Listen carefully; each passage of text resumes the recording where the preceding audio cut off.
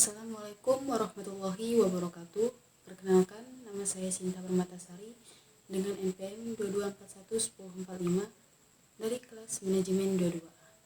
Saya di sini akan menjelaskan materi yang berjudul Manajemen Modal Kerja.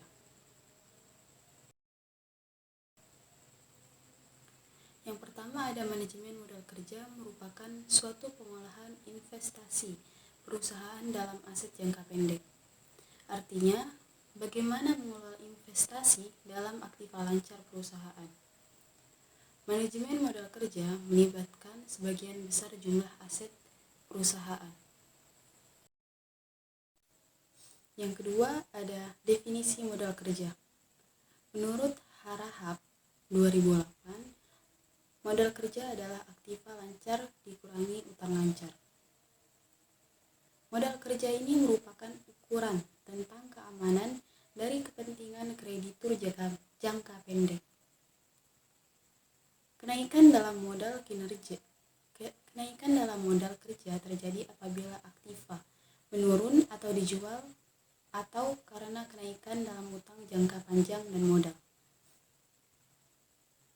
Dan menurut Kasmir 2008, modal kerja diartikan sebagai investasi yang ditanamkan dalam aktiva lancar atau aktiva jangka pendek seperti kas, bank, surat-surat berharga, piutang, sediaan, dan aktiva lancar lainnya. Yang ketiga ada kebijakan modal kerja. Kebijakan modal kerja adalah keputusan mendasar sehubungan dengan jumlah setiap kategori. Setiap kategori aktiva lancar yang ditargetkan dan bagaimana aktiva lancar tersebut akan dibiayai. Pentingnya pengolahan modal kerja. Yang pertama, ada sebagian waktu manajer keuangan adalah untuk operasi internal sehari-hari perusahaan yang merupakan bagian dari pengolahan modal kerja. Yang kedua, aktiva lancar merupakan bagian yang cukup besar dari total aktiva atau sekitar 40% dan berfluktuasi dengan penjualan.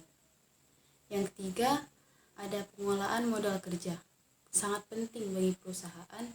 Dan yang terakhir, ada pertumbuhan penjualan mempengaruhi investasi dalam aktiva lancar. Selanjutnya ada sumber modal kerja. Menurut Kasmir 2010, sumber dana untuk modal kerja dapat diperoleh dari penurunan jumlah aktiva dan kenaikan pasifa. Ada beberapa sumber modal kerja yang dapat digunakan, yaitu seperti yang pertama, ada hasil operasi perusahaan. Maksudnya adalah pendapatan atau laba yang diperoleh pada periode tertentu. Pendapatan atau laba yang diperoleh perusahaan ditambah dengan penyusutan. Misalnya, cadangan laba atau laba yang belum dibagi. Yang kedua, ada keuntungan penjualan surat berharga.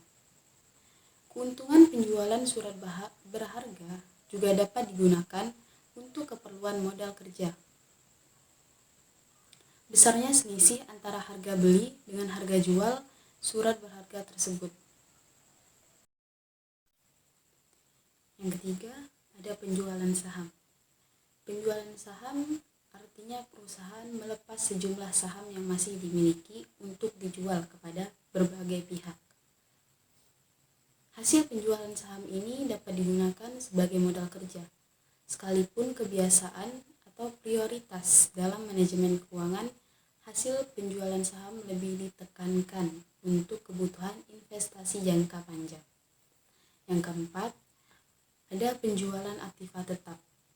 Maksudnya yang dijual di sini adalah aktiva tetap yang kurang produktif atau masih menganggur. Hasil penjualan ini dapat dijadikan uang kas atau piutang sebesar harga jual. Yang kelima, ada penjualan obligasi. Perusahaan mengeluarkan sejumlah obligasi untuk dijual kepada pihak lainnya.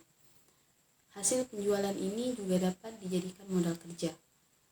sekalipun hasil penjualan obligasi lebih diutamakan kepada investasi perusahaan jangka panjang, sama seperti halnya dengan penjualan saham. Dan yang keenam, memperoleh pinjaman dari kreditor. Memperoleh pinjaman dari kreditor atau bank atau lembaga lainnya, terutama pinjaman jangka pendek. Khusus untuk pinjaman jangka panjang juga dapat digunakan. Hanya saja peruntukan pinjaman jangka panjang biasanya digunakan untuk kepentingan investasi.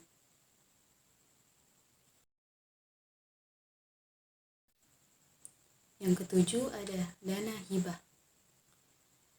Memperoleh dana hibah dari berbagai lembaga.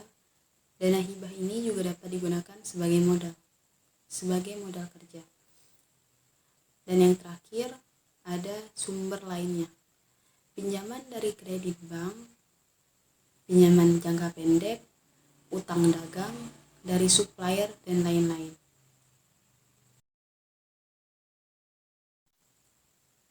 Konsep modal kerja.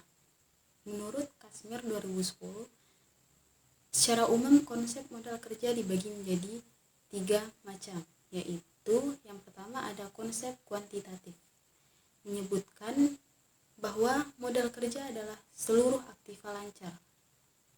Dalam konsep ini, yang perlu mendapat perhatian adalah bagaimana mencukupi kebutuhan dana untuk membiayai operasi perusahaan dalam jangka pendek. Konsep ini sering disebut dengan modal kerja kotor.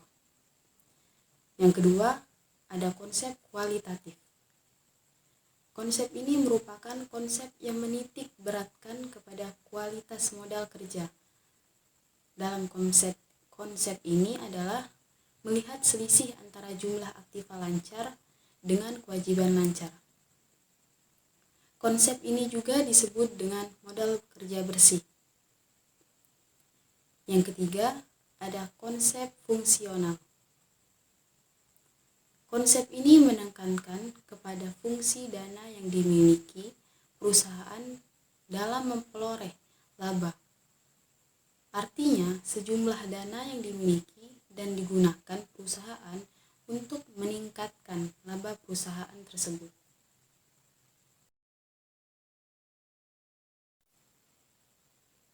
Arus kas. Menurut Harmanto 2002, laporan arus kas adalah laporan keuangan yang menyajikan informasi tentang penerimaan dan pengeluaran kas perusahaan dalam suatu periode akuntansi.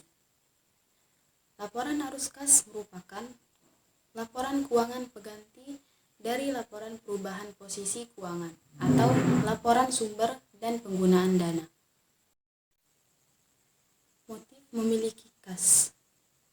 Dari teori ekonomi John Maynard Keynes, masyarakat cenderung untuk menguasai uang berbentuk tunai dengan 3 motif di belakang pemikirannya, yaitu seperti yang pertama, ada motif transaksi. Berarti seseorang atau perusahaan memegang uang tunai untuk keperluan realisasi dari berbagai transaksi bisnisnya, baik transaksi rutin maupun tidak rutin. Yang kedua, ada motif berjaga-jaga. Berarti seseorang atau perusahaan memegang uang tunai yang dimaksud untuk mengantisipasi adanya kebutuhan-kebutuhan yang bersifat mendadak. Pada perusahaan, motif berjaga-jaga ini bisa dilihat dari saldo kas minimum yang ditetapkan. Dan yang ketiga, ada motif spekulasi. Adalah motif seseorang atau perusahaan memegang uang dalam bentuk tunai karena adanya keinginan memperoleh keuntungan yang besar dari suatu kesempatan investasi. Biasanya investasi yang bersifat liquid. Manajemen kas. Kas dapat diartikan sebagai uang tunai yang ada dalam perusahaan dan pos-pos lain yang dalam waktu dekat dapat diuangkan sebagai alat pembayaran kebutuhan finansial yang mempunyai sifat likuiditasnya yang paling tinggi. Likuiditas meliputi uang tunai atau kertas ataupun logam, baik yang ada di tangan perusahaan atau uang tunai di dalam tangan atau ada di bank seperti cek dan giro. Baiklah, itu saja yang bisa saya sampaikan dalam presentasi kali ini. Saya akhiri, wabillahi taufik wa hidayah. Wassalamualaikum warahmatullahi wabarakatuh.